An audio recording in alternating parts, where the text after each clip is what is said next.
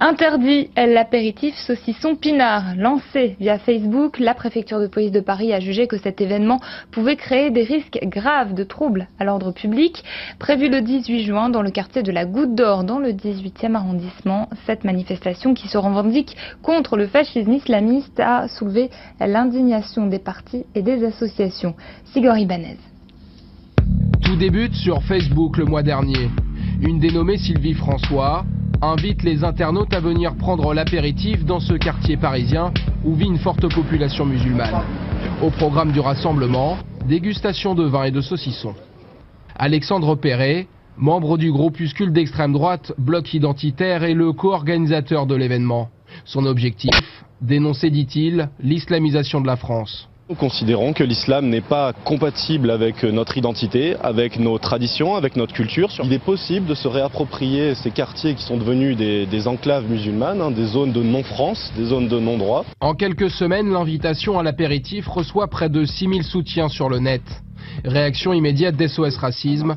L'association dénonce une discrimination envers les musulmans qui ne peuvent pas boire d'alcool ni manger du porc. Il y a bien là une volonté de stigmatiser les populations d'origine arabo-musulmane. Cela est évidemment quelque chose d'extrêmement raciste qui renvoie à un refus de l'évolution de la société française et au refus de l'égale dignité qui est due à l'ensemble des citoyens, quelle que soit leur origine ou leur confession. À l'origine de l'événement, le Bloc Identitaire. En 2006, ce mouvement anti-islam avait lancé la mode des soupes aux cochons. 4 ans plus tard, nouvelle campagne, avec à l'appui cette vidéo.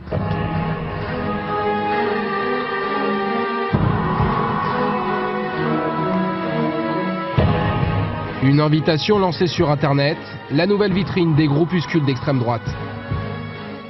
Pour les petites structures, avec peu de militants, Internet représente une aubaine qu'avant ils n'avaient pas. C'est-à-dire qu'avant ils étaient obligés de tracter, d'aller sur les marchés ou dans les universités pour faire adhérer ou ramener des gens. Aujourd'hui, avec Internet et notamment Facebook, ils arrivent à toucher des gens qui n'auraient jamais touché autrement.